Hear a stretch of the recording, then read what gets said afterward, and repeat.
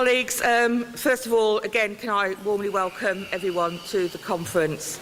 I attended my first union conference 30 years ago in this very hall, and I never thought at that time in my wildest dreams that I would one day be privileged enough to chair such an incredible event. We meet at a time when our members face an ideologically motivated attack on their union by the government, cuts in facility time, threats to check off, and an outrageous hostility towards trade unions in general. So the first thing I want to say is a sincere thank you to you all and the rest of the union's reps for all the work you do throughout the year, and some of you here today who have used your own time to attend and represent your branch. On behalf of the NEC, I sincerely thank you for all being here and taking part in the union's democracy.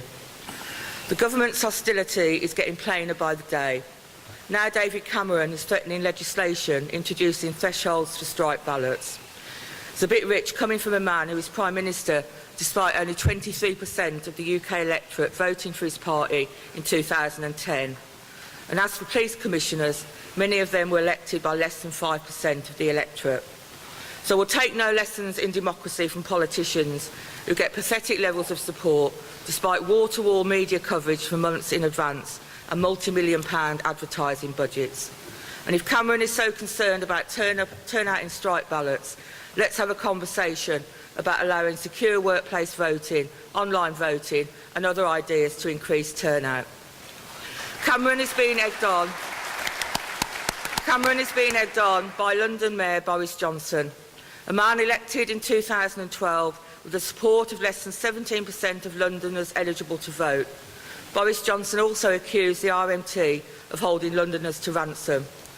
But Cameron and Johnson aren't looking for a serious debate. This is about attacking trade unions, one rule for them, another for the rest of us. And what about billionaire boss Jim Radcliffe at Grangemouth? He threatened to shut down a refinery that provides thousands of jobs and 85% of Scotland's petrol. How many people voted for him to do that? Where's his democratic mandate? Conference, it's not just private sector employers who are rogues. The victimisation of our reps, like Sophie Azam at Ofqual, shows it is only by building our union that we can protect members. The show of solidarity to support Sophia was inspiring. When they try to pick us off one by one, they need to know they face a collective response. An injury to one is an injury to all isn't just a hackneyed slogan, but a truth about that trade unionists have learned. We won't always win, but unless we stand together, we won't have a chance. Another threat we face is the government's proposals to end check-off, and that's why we've launched our direct debit campaign. That will only be delivered by you and us as reps. It's about making the union as strong and independent as it can be.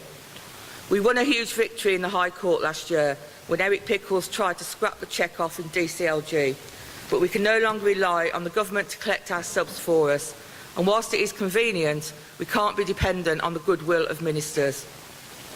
Conference, the government's attacks on trade unions are so deep and broad, they affect the whole movement across the board.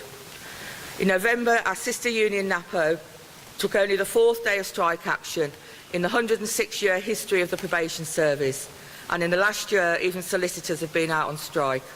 From the justice sector to the fire service, and from our schools to our hospitals, services are being cut, jobs are being cut, and staff are being disrespected with real-term pay cuts. Joint strike action on pay may be possible in the coming months. Local government workers are currently being balloted. There are consultative ballots happening amongst NHS workers, firefighters have been out on strike within the last month, as have teachers. The attack on pay is on the public sector collectively, so PCS has always argued it requires a collective fight back.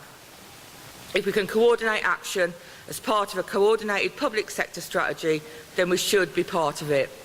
The only thing this government is scared of is a united fight back.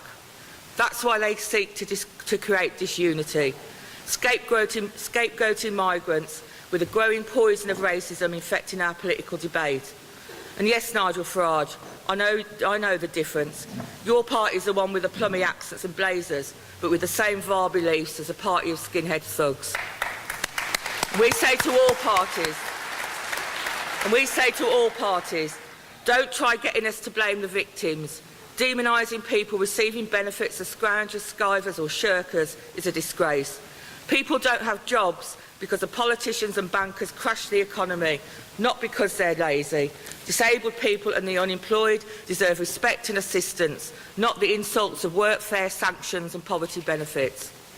Our movement needs to act collectively, taking on those whose arguments divide us while building a better union. Even in the midst of large job cuts hitting our sectors, we are recruiting members and increasing our density, higher now than it was when the coalition came to power. And that also means working to be ever more effective, including considering whether a merger with Unite can make us a stronger force in the workplace that can deliver for members. Colleagues, this year our movement lost two great leaders, Bob Crow and Tony Benn. They were good friends of this union, supporting our rallies and our picket lines. They stood for unity and solidarity of workers, and they fought passionately for what they believed in. The best tribute we can give them is to work together, united and tirelessly, for the better world they believed in and the better world our members deserve. Thank you.